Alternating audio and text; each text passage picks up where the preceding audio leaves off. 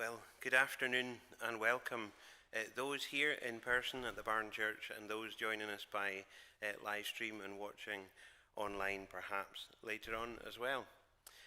My name is Mike and I am Lead Staff Support Chaplain, NHS Highland, and it's a privilege for me, along with the team today, to be part of leading this service, which we think may be around the 20th year or similar that we've been holding such a service, along with the Renal Unit has been organising that, which is a fantastic testament to the above and beyond work that the staff do. So you're very welcome today.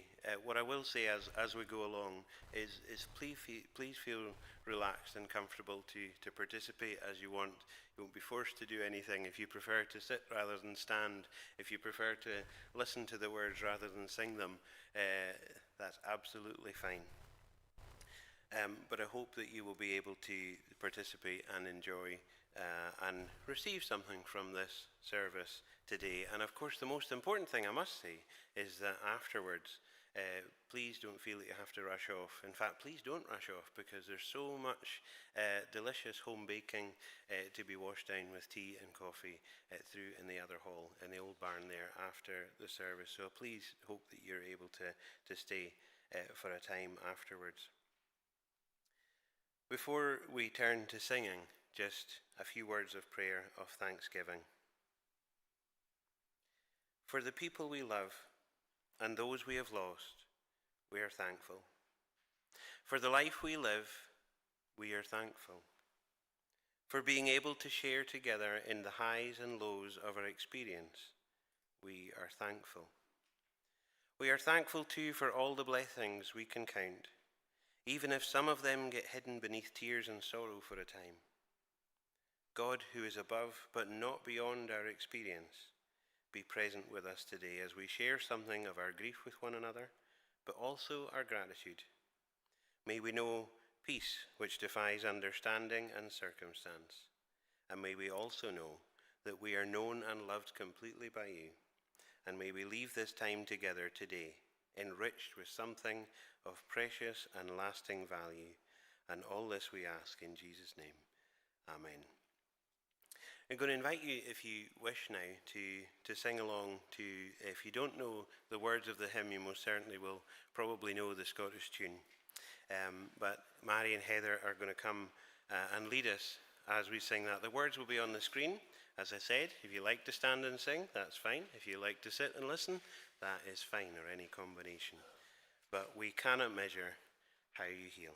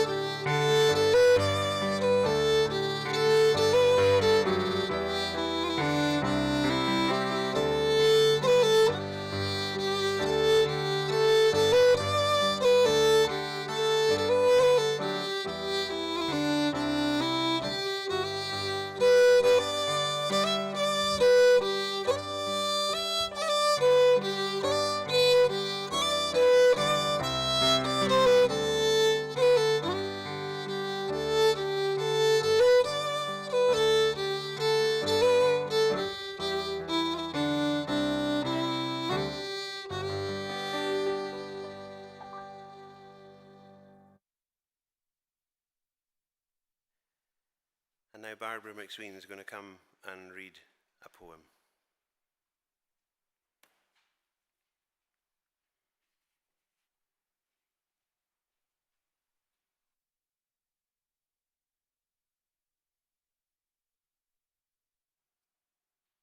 It's Before Sunset by Elizabeth Zerbst.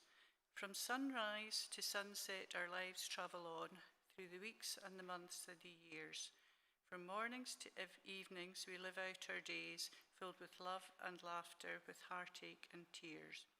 We must cherish each moment we are blessed to encounter, and tuck each precious memory safely away. For time marches on, and these moments are gone, and we could never get back our yesterday. From sunrise to sunset, the days come and go, with a bright new day beyond every bend. Hug your child, write a poem, plant a tree, sing a song, do a kind deed, make a new friend. Read a book, ride a horse, paint a picture, teach a child, make the best of each day every year. We must leave lasting memories that will live when we're gone, so that people will be glad that we were here. For each sunrise to sunset is all that we have, and we should never take more than we give. To be sure every day to do your best before sunset, to make the most of the life that you live.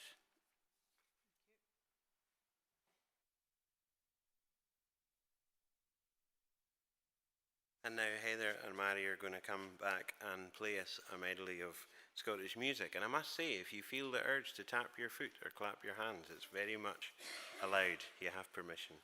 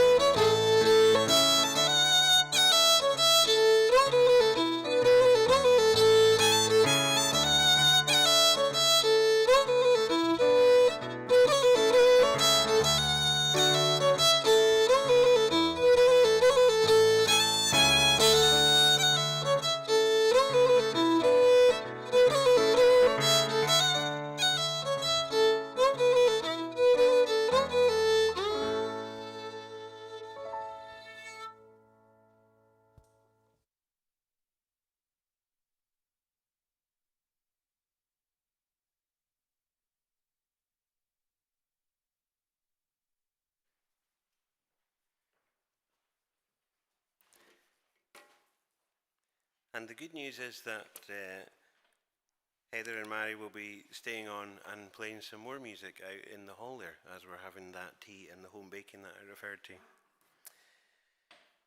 So we come to a key part in our memorial service, a special part every year where we now read out the names in memory of those whom we have loved and who have died in this last year. And I think I'm inviting Dr. Stuart Lambie to come and read out those names.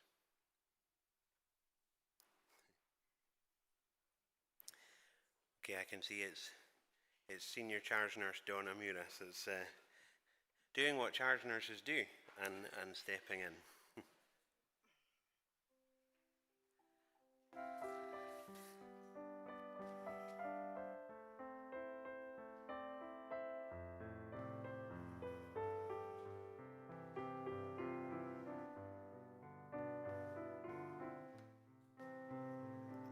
Jane MacDonald.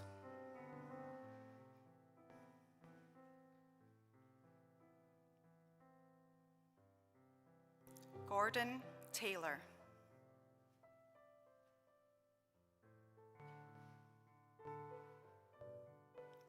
Linda Mackenzie.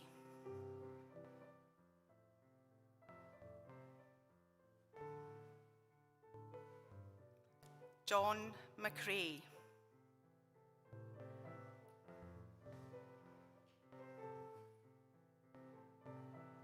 Susan Monroe.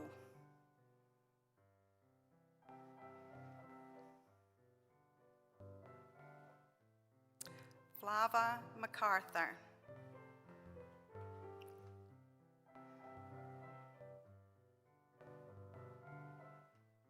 Alexander Anderson.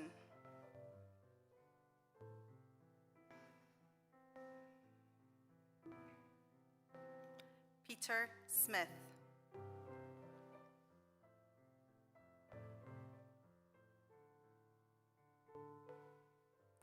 Bianca Douglas.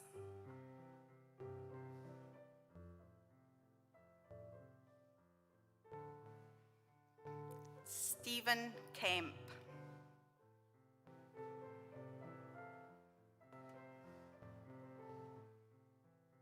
Michael Shand.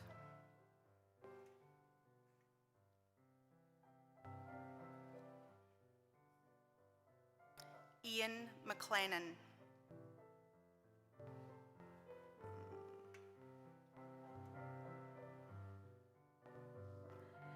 John Woods.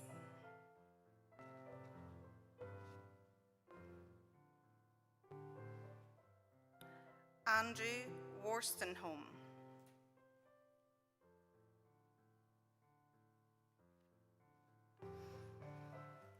Leslie Edmonds.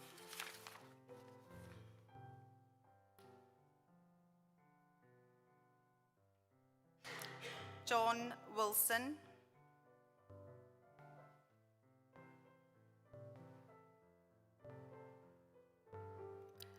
Agnes McIntyre.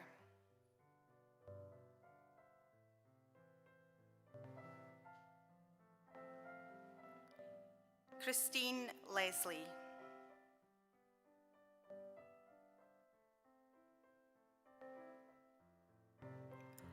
Moira McMenemy.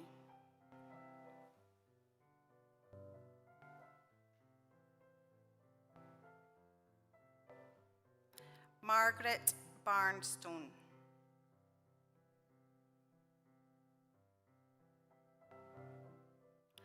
James Marshall.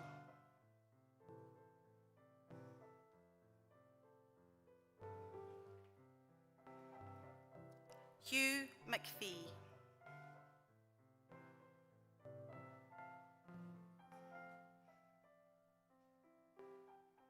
Graham Brown.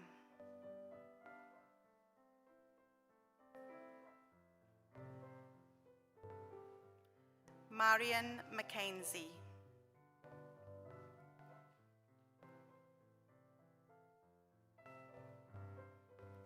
June Ross.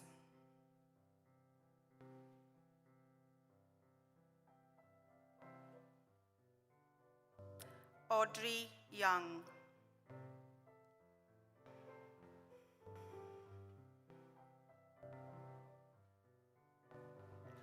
Robert Clark.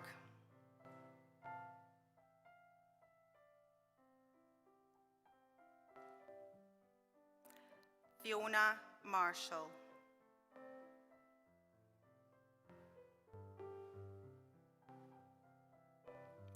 Elizabeth Murray.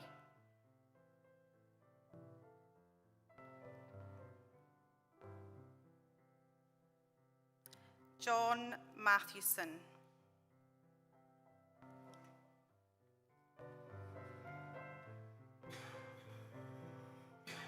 Iris Cameron.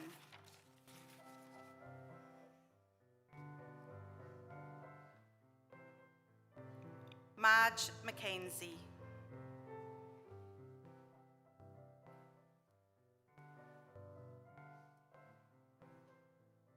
Roger Dalton.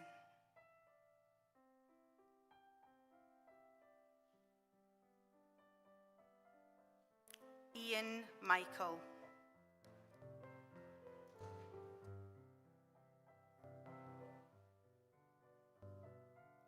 Alexander Henderson.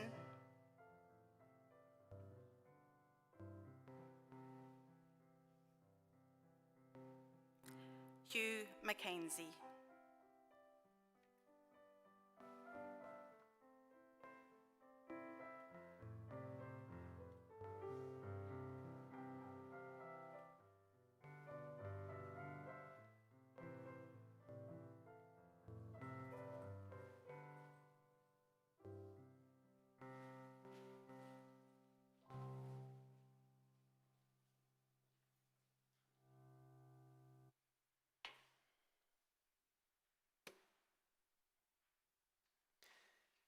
Never underestimate the power of a name, and to have it spoken out and to be remembered, because for each and every one of those names that has been spoken, there are so many connections, so much life experience, so much pain at the loss, and we don't do it lightly or move on too quickly from that. And this next portion of our service, I'm going to invite you, if you want to, and as you're able, and as the music plays, to come forward and perhaps light a candle in memory of someone that you're here to remember today, or perhaps more than one person, but just in your own time and as the music plays, I invite you to do that.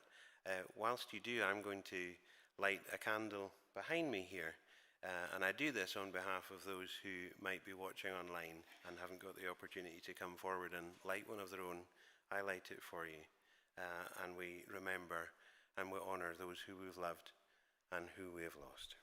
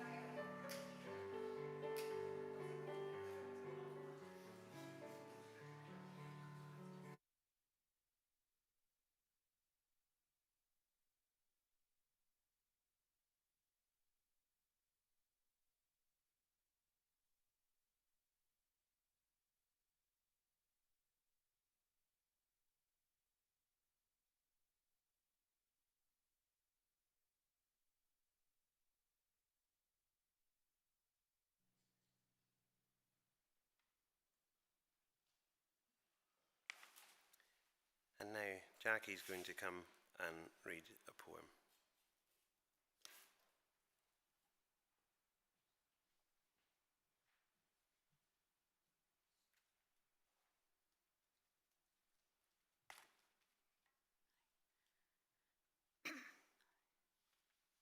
Hannig girl and toshoch.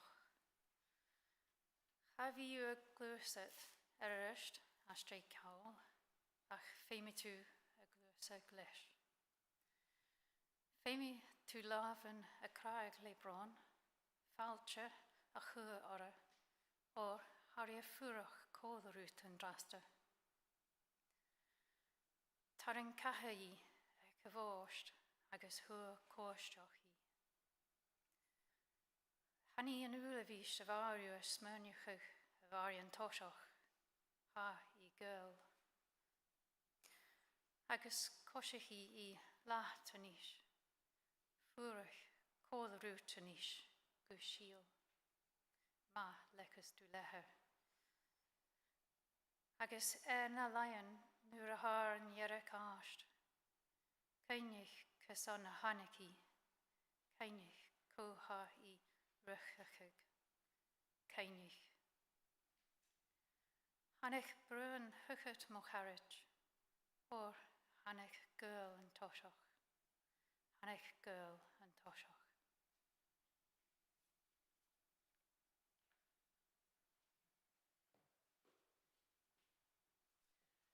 I'm now going to invite Elaine to come and do the reading for us.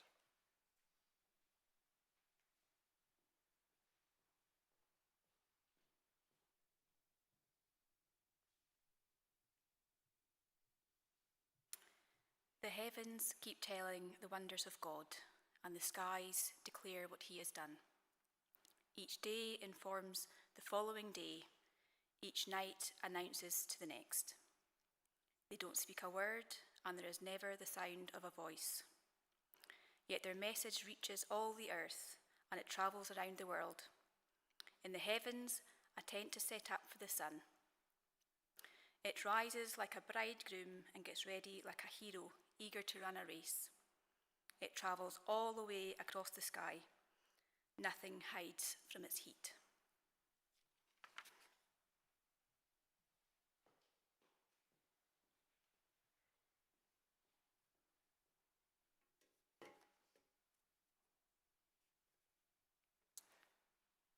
I wonder if you've noticed the theme that's running through the service today, and I wonder what sunrises and sunsets mean to you. You know, we see them in pictures, or if we intentionally go out to look at them and watch them, there are a thing of great beauty and comfort and peace is definitely to be found in them. In everyday life, they are a marker in time which divides our days and nights from the other, but they're also a metaphor for happiness and sadness, light and dark, and most significantly, beginnings and endings. We've come today in part to remember loved ones we've lost and for whom we still grieve, to name them, to honour them, to light a candle in their memory to show that they live on in ours. But we also come to express our thanks.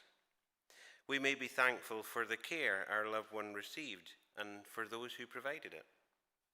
We may be thankful for the life-sustaining treatments that we have access to in our day and time. And we might be thankful for the extra time those treatments gave us with someone really special. We might be thankful for the opportunity to be here with others who understand something of our experience. And you know, we might be here and thankful today because there's some delicious home baking that's awaiting us at the end. But whatever we are thankful for, whatever we are thankful for is much what we're here for as we are here to remembering. So as we gather here today in that context, what do sunrises and sunsets have to offer us? And the answer, I believe, is in what we feel when we pass through them every single day of life. What do they tell us about ourselves, about where we find ourselves, about how we're doing at any particular time? I'm reminded of quite an old song What a difference a day makes. 24 little hours. As it goes, I won't sing any more to you. But those 24 hours, those 24 little hours between sunrise to sunrise or sunset to the next sunset can feel, at times, like they fly by. Like, where did that go? Or sometimes, those days and nights can feel like they've gone on forever, depending on what's going on in our lives at the time. Many years ago, I was at an event where the then Archbishop of York, a very enthusiastic and charismatic man called John Sentamu, he was speaking there.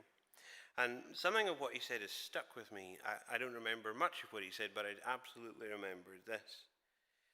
He said, surely every morning the intention is that we should be able to bounce out of bed, throw open the curtains, see the beauty of the sunrise and the light and go, good morning, God. And then he went on to say, but how true is it for most of us that we fall out of bed, drag open the curtain and go, good God, it's morning. And something about that is what he was highlighting is that life can weigh heavy on us. And the coming and going of a day can be both a blessing and it can also be a burden depending on where we find ourselves at any particular time or season. We can awake to a new day and for a moment feel the lightness and the joy of it before suddenly the pain dawns afresh that we'll spend it without someone who is significant. Or maybe a sense of real gratitude that we have a new day to live for. Or perhaps both. And then you see the tension that the sunrise brings, that double-edged sword of it can be a good thing and it can be a negative thing. And the sunset is no different as the day slips away slowly like the sun disappearing behind the horizon, and it brings its own feelings and responses. Maybe a sense of relief that we made it through that day, or thankfulness that it wasn't as hard as we thought it might have been. Or perhaps for some, the sadness that night can bring, the isolation and the loneliness. Sometimes when all we want to do at night is close our eyes and sleep, our brain decides, no, it's time to go through all of our worries and cares in the world, and then all of a sudden night becomes restless and agonizing. And all we do is long for the day to come and rescue us or at least distract us from that pain. And when it does, we're relieved, albeit knowing that another night is going to come before long. I came across a reflection on grief recently which speaks just to this jarring effect of the constant coming and going of days and nights and what that effect has on us in seasons of, particularly seasons where we're going through a particular loss. And it said this, in the aftermath of loss, the world feels obscenely indifferent, spinning madly on as we stand in the stillness of our sorrow. I'll say that again. In the aftermath of loss, the world feels obscenely indifferent, spinning madly on as we stand in the stillness of our sorrow. Sometimes within us, something within us is crying out to the world, don't you see me? Don't you realize I need time? Why do you keep on as if nothing has happened when my world has fallen apart? If we were to have run the images of sunrise and sunsets behind the words that I've spoken already in these few moments, you could be forgiven for feeling shortchanged or thinking that somehow I've taken the beauty out of those scenarios. But perhaps what we've done rather is reflect an honest picture of what it can be like between sunrise, sunset, sunrise, and so on. But it's not the whole picture, because amidst the suffering and sorrow that life can bring and does bring, it's possible to find joy and hope in life's sunrises and sunsets. A day can make a difference. The rising and setting of the sun and moon is far more than a background task in the boiler room of the earth. It isn't white noise that they produce that we're blissfully unaware of. They impact us. They do something to us. The portion of Psalm 19 that we read speaks about just that, as it says, day after day they pour forth speech, night after night they reveal knowledge.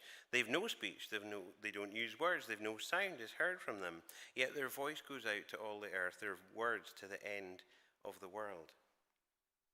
Now the scope and impact of these words is not limited to those of a particular faith background or worldview. They have something to offer everyone, because we all live in this world, we have no choice, where day after day the natural rhythms of the earth have something to say to us, whether they reflect in a positive way what we're feeling, or whether they amplify how we're feeling jars with that constant sunrise, sunset, and keep repeating itself.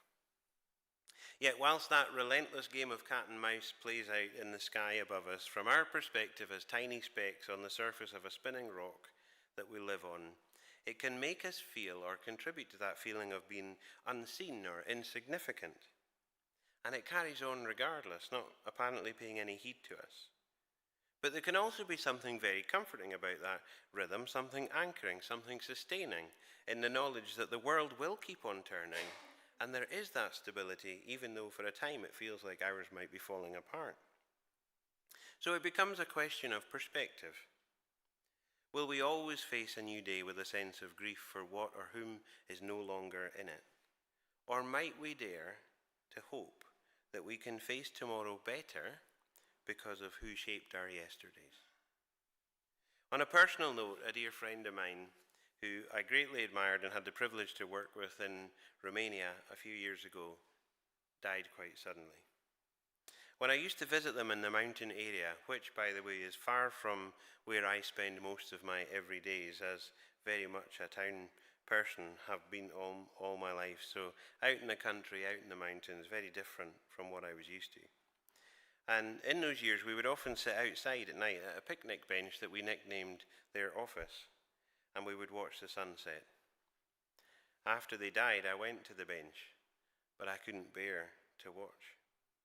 All I felt was the emptiness, and it felt like the experience was lost somehow.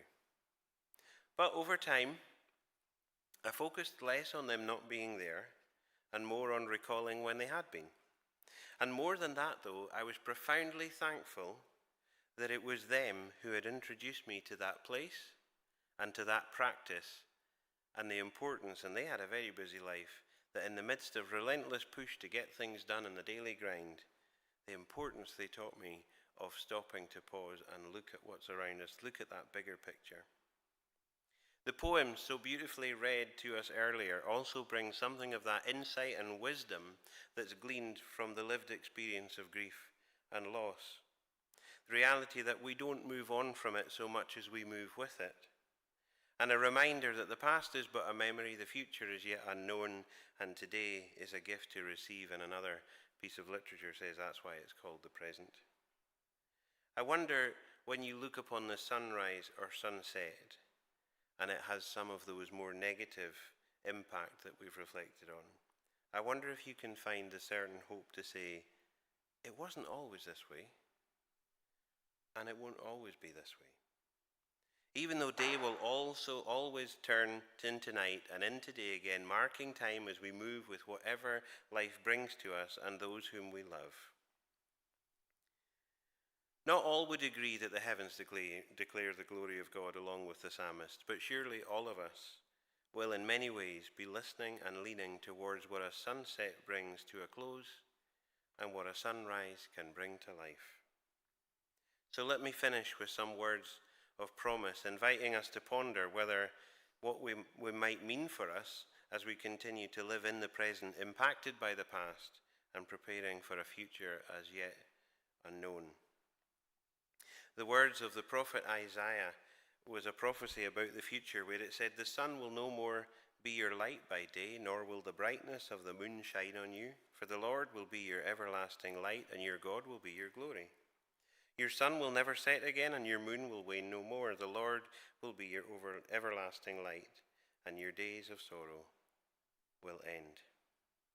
And then a promise way back in the book of Genesis, it was a promise given to Noah.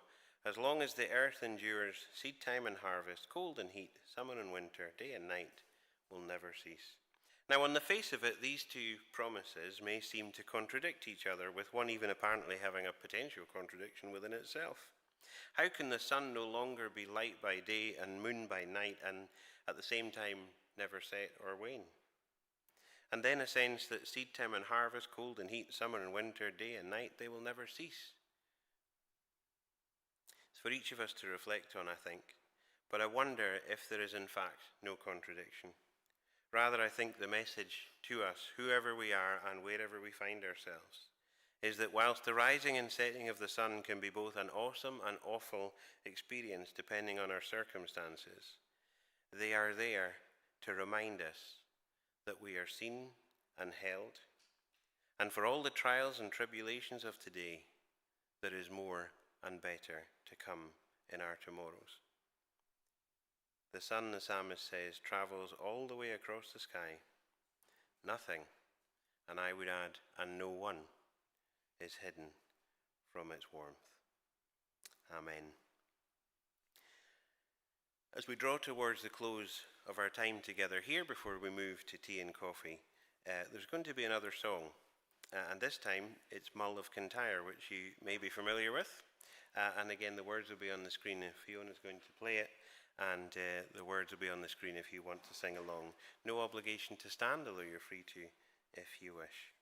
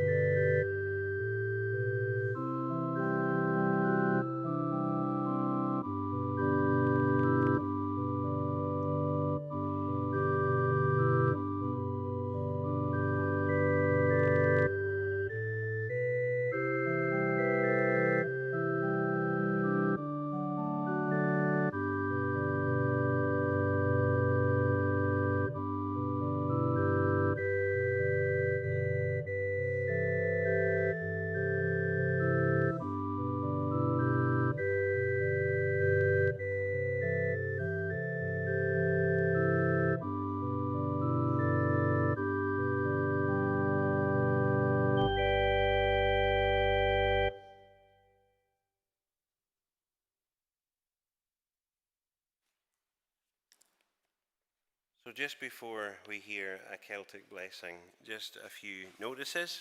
I think I may have said already that there's tea and coffee and delicious home baking awaiting you. Hopefully you won't have to rush off.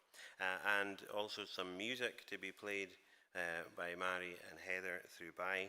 And there is also a tree where there are some cards. If you would like to write down, I had one of the, oh I do, it is. One of these sort of cards that can be hung on the tree if you want to write a memory, something you're really thankful for, something about a loved one that you might have been here to remember today. But also some words of thanks.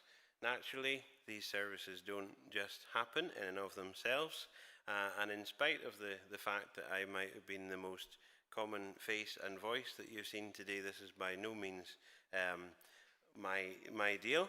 I get the privilege as a chaplain of being able to, I suppose, describe it this way: hold space and variety of context for people to be human. But there's lots more to it, and someone who doesn't like to be named or mentioned or be at the front, but Ashley Powell is a powerhouse of organising this service every year, and she has been for several, and she does a very fine job of it, and it begins months in advance with her preparations. So thank you to her and all the people that she's gathered to support, from those who are involved in the service today, those who have played, like Fiona and Mary and Heather, those who have read, like Barbara and Jackie and Elaine and Donna, and those who have been in the kitchen preparing the food for us, and the teas and the coffees, and those who made some of the home baking as well. And there will be more people than that. I don't want to miss anyone, but also we're thankful as NHS for the barn going above and beyond being able to use the space, but some of the resources and technology and volunteering and all of that. And Stephen, who does the IT, is both wearing two hats. He's an NHS person, but also here at the barn, and Izzy is the church manager that looks after us so well. So thank you to all of them. Thank you to everyone, and thank you to you for taking the time to come out and be together and make this service very special, and to those watching online as well. So without further ado, as we move towards, actually there's one more thing. After Susan comes up and reads the words of the blessing, there's going to be a video played, which is Natasha Bedingfield's Unwritten, and it's just there as you, if you want to remain in the hall while that's being played, or if you want to exit for tea and coffee while it's being played. It's really just a reflective piece that hopefully sends us out with a bit of that sense of that from wherever we've come from, the future is as yet unwritten. How do we want to walk into that, step into that? So it ends on a slightly more upbeat way. That's everything from me. I'm going to ask Susan to come forward now for the blessing.